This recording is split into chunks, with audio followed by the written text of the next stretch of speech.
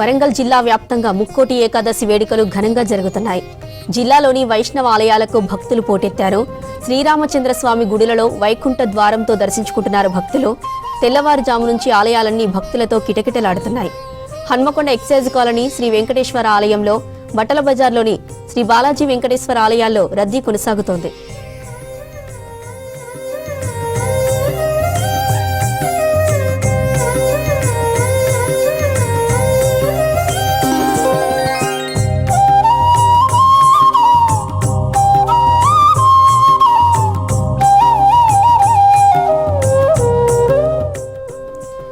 వరంగల్ జిల్లాలోని వైకుంఠ ఏకాదశి వేడుకలపై మరిన్ని డీటెయిల్స్ మా ప్రతినిధి కృష్ణమోహన్ అందిస్తారు. Krishnamohan, over to you.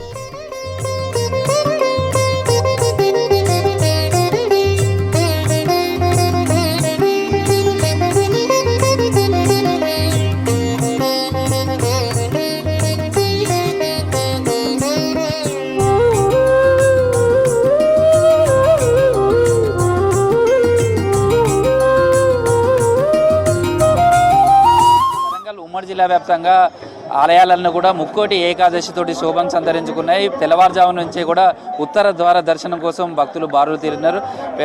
ప్రధానంగా వైష్ణవ ఆలయాలకు సంబంధించిన దగ్గర కూడా శివుడు వెంకటేశ్వర స్వామిని ఈరోజు దర్శనం చేసుకుంటే ముక్కోటి దేవతలకు సంబంధించినటువంటి కృప కలుగుతుంది అనేది భక్తుల విశ్వాసం. అందుకనే ఉత్తర ద్వారం కావచ్చు, ఉత్తర ముఖంగా ఉన్నటువంటి స్వామివారిని దర్శనం చేసుకోవడానికి వస్తారు. ఏడాది పొడుగున 24 ఏకాదశులు ఉన్నప్పటికీ కూడా ఈ పుష్యమాసంలో వచ్చేటువంటి ఏకాదశికి చాలా ప్రాధాన్యత ఉంటుంది. ముక్కోటి ఏకాదశి, ఇదే వైకుంఠ ఏకాదశి అంటారు. ఈరోజు స్వర్గద్వారాలన్నీ కూడా తెరిచి ఉంటాయి. తర్వాత శ్రీమన్నారాయణుడు వైకుంఠ ద్వారం ద్వారా దర్శనమిస్తాడనేది భక్తుల విశ్వాసం. అయితే ఈ రోజుకున్నటువంటి విశిష్టత, ఈరోజు ఎలాంటి పూజలు నిర్వహించాలి, ఎలాంటి నిష్టలతోటి స్వామివారికి సంబంధించినటువంటి దర్శనం చేసుకోవాలనేది కూడా చూద్దాం. అంటే జనరల్గా వైకుంఠ ఏకాదశికి చూస్తే ఇవాళ ఉదయం నుంచి కూడా భక్తులు పెద్ద ఎత్తున తరలి వస్తున్నారు. వైకుంఠ ద్వారం నుంచి కూడా దర్శనం చేసుకుంటున్నారు.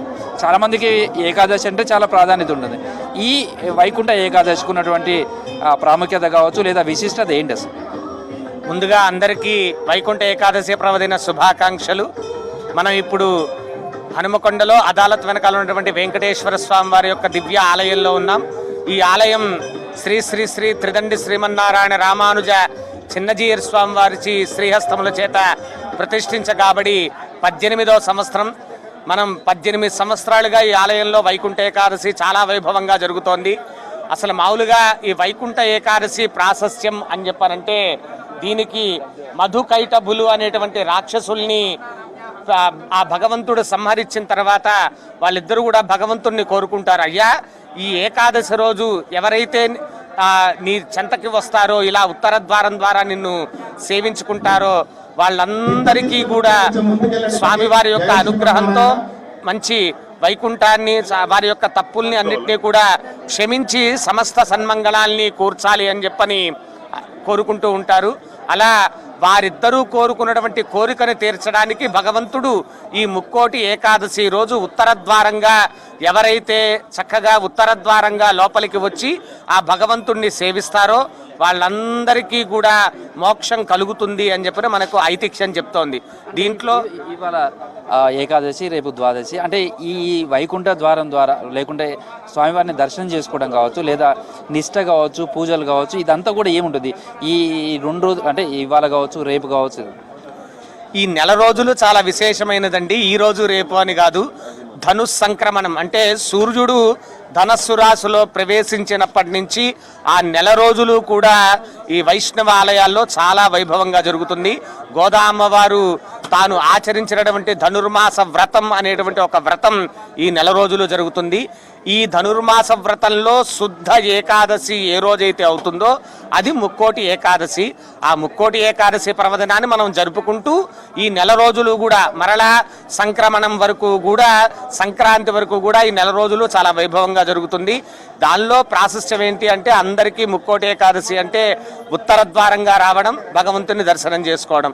తద్వారా మన యొక్క పాప ఇవన్నీ కూడా పోతాయి, మనకున్నటువంటి శరీర ఆరోగ్యం లభిస్తుంది.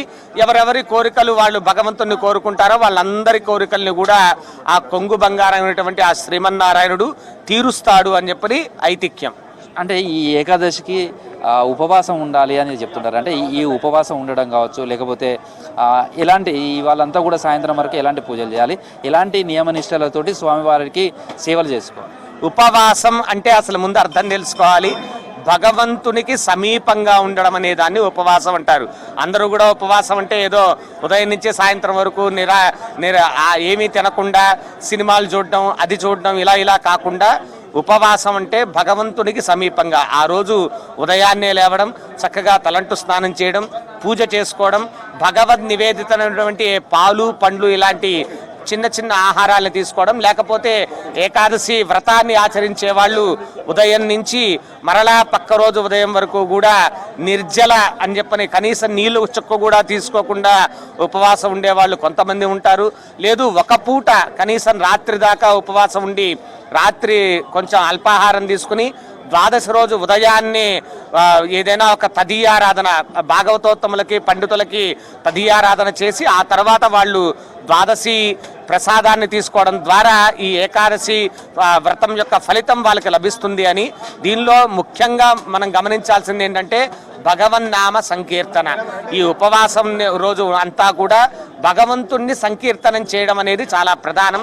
ఎప్పుడూ కూడా నిరంతరం భగవన్నామ సంకీర్తన, మనకు తొలిచినటువంటి స్తోత్రాలు చదువుకోవడం, లేదా చక్కగా రామకోటి లాంటిది రామకోటి రాసుకోవడం, ఇలా భగవన్నామ సంకీర్తన, భగవద్ దర్శనం ఇవి చేసుకోవడం అనేటువంటిది చాలా ప్రధానం.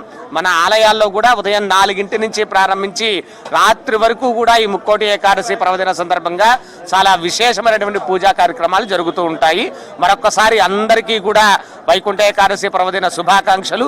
భగవంతుడు మీ అందరి యొక్క ఆయురారోగ్యాలను ఇవ్వాలి అని చెప్పి మనసారా ప్రార్థిస్తూ జై శ్రీమన్నారాయణ. సో ఇది ప్రస్తుతం అయితే స్వామివారిని దర్శించుకోవడానికి పెద్ద ఎత్తున భక్తులు తరలి వస్తున్నారు. వచ్చిన భక్తులకు ఎలాంటి ఇబ్బందులు కలగకుండా కూడా క్యూ లైన్లు ఏర్పాటు చేశారు. అంటే వైకుంఠ ఏకాదశికి సంబంధించి కూడా సరే ఎట్లా ఉంది స్వామివారిని దర్శనం చేసుకోవడం కావచ్చు, లేదా ఈ వైకుంఠ ఏకాదశికి సంబంధించి? ఈ వైకుంఠ ఏకాదశి మార్నింగ్ 4 o'clock నుంచి భక్తుల రద్దీ ఉందండి. ఇక్కడ భూదేవి శ్రీదేవి ఈ టెంపుల్లో రోజు నిత్య కళ్యాణము, ఎవ్రీ డే రోజు దర్శనాలు బాగుంటాయండి. ఈరోజు మార్నింగ్ నుంచి భక్తుల రద్దీ ఎక్కువ ఉంది, దర్శన భాగ్యాలు బాగున్నాయి. అలాగే దర్శనం చేసుకున్నారు మీరు? మేము దర్శనం చేసుకున్నామండి. సో కొంతమంది భక్తులు కూడా ఉన్నారు, వాళ్ళు కూడా వచ్చి ఎట్లా ఉందండి వైకుంఠ ఏకాదశి అనగానే మీరు ఏ విధంగా ఈ రోజంతా పూజలు చేయడం కావచ్చు, ఇవన్నీ కూడా స్వామివారిని దర్శనం చేసుకోవడం ఎట్లా ఉంది? యాజ్ ఆఫ్ నౌ ఇక్కడ అరేంజ్మెంట్స్ అన్నీ అయితే బాగున్నాయండి. అదాలత్ వెనకాల వెంకటేశ్వర స్వామి గుడికి కమిటీ వాళ్ళందరూ కూడా చాలా బాగా అరేంజ్మెంట్స్ చేశారు. ఎవరికి ఎక్కడ ఇబ్బంది ఏమీ అవ్వట్లేదు, చాలా సాఫ్ట్గా వెళ్ళిపోతుంది లైన్ అంతా కూడాను. సో ఈ దర్శనానికి ఎట్లా ఉంది, ఎట్లా వచ్చారు ఈరోజు? అంటే వైకుంఠ ఏకాదశి రోజు దర్శనం చేసుకుంటే ఏం ఫలితం వస్తుంది అనుకుంటున్నారు? అసలు ఈ విశిష్టత తెలుసు. ముక్కోటి ఏకాదశి అంటే ముక్కోటి దేవతలు స్వామివారిని దర్శిస్తారు, స్వామివారి ఆశీర్వచనం కోసం వాళ్ళందరూ వెయిట్ చేస్తారని కదండి నానుడి. సో యాజ్ ఆఫ్ నౌ ఇవాళ వరకు అయితే అంత బాగానే జరుగుతోంది, ఎక్కడ ఇబ్బందులు కాలేదు. ఒక్క ముక్కోటి ఏకాదశే కాదండి, ప్రతిరోజు ప్రతి క్షణం స్వామివారి ఆశీస్సుల కోసం అందరం ఎదురు చూస్తూనే ఉంటాము. That is fine. Thank you. ప్రస్తుతం అయితే వచ్చినటువంటి వాళ్ళంతా కూడా స్వామివారిని దర్శనం చేసుకున్నారు. వచ్చిన వాళ్ళకు ఇబ్బంది కలగకుండా కావాల్సినటువంటి ఫెసిలిటీస్ కూడా కల్పిస్తున్నారు. ఎట్లా ఉందండి స్వామివారి దర్శనం కావచ్చు, లేకపోతే ఈ వైకుంఠ ఏకాదశికి సంబంధించి? అంటే నేను గత 4 సంవత్సరాల నుంచి టెంపుల్ చైర్మన్గా ఉంటున్నాను.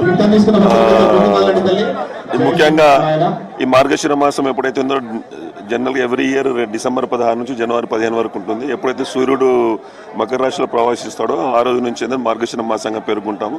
ఈ మార్గశిర మాసంలో ఎందుకంటే చలికాలం వస్తుంది కాబట్టి ఏంటంటే ఆరోగ్యరీత్యా కానీ దైవికంగా కానీ ఫిలాసఫికల్ కానీ ఏంటంటే చాలా ఇంపార్టెంట్గా ఉన్న మాసం ఇది. దీంట్లో ముఖ్యంగా వచ్చేదంటే వైకుంఠ ఏకాదశి.